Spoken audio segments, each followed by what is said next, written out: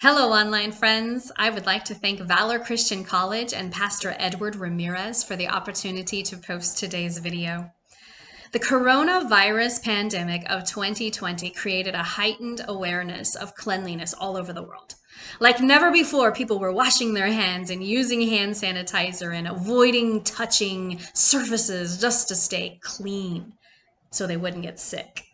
But what about internal cleanliness? What about holiness? The Bible has much to say about holiness. For example, 1 Peter chapter 1, verse 15. He who called you is holy. You also be holy in all your conduct, because it is written, Be ye holy, for I am holy. So how do we pursue this holiness? Well, look at what Paul wrote in 2 Corinthians chapter 6.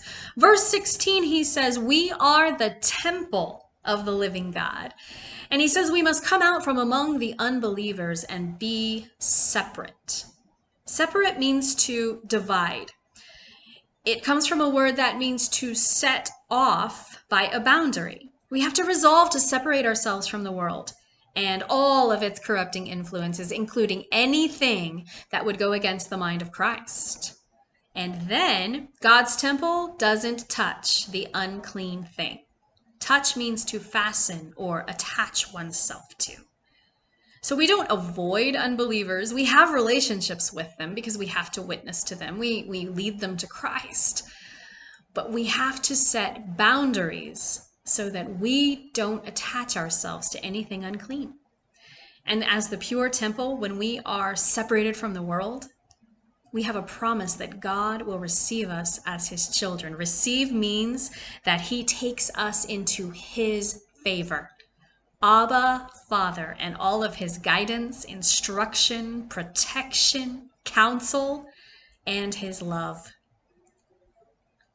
The first verse of chapter 7 in 1 Corinthians goes right along with the end of chapter 6. It says, having therefore these promises, dearly beloved, let us cleanse ourselves from all filthiness of the flesh and spirit, perfecting holiness in the fear of God.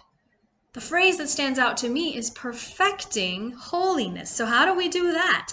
I believe that as we grow in our relationship with God, his holiness manifests within us and it drives out those impurities. It cleanses us.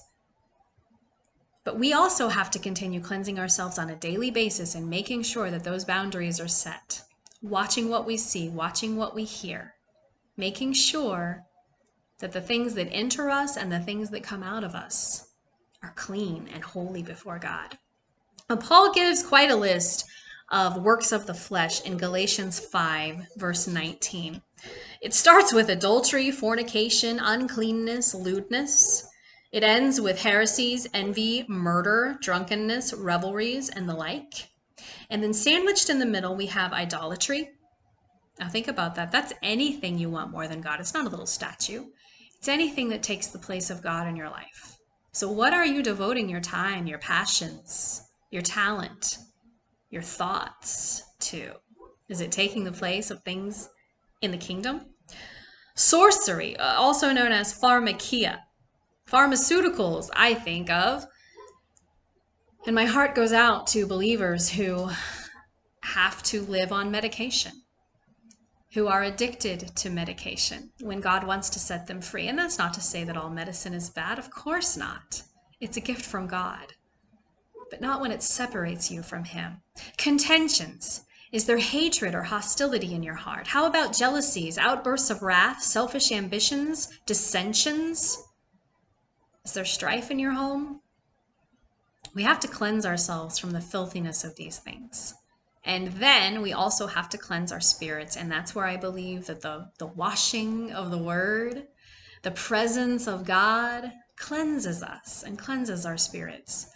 So with Christ as our example, we can constantly endeavor to perfect holiness and become more like Christ each and every day. So we've got some cleaning to do. Thanks for watching.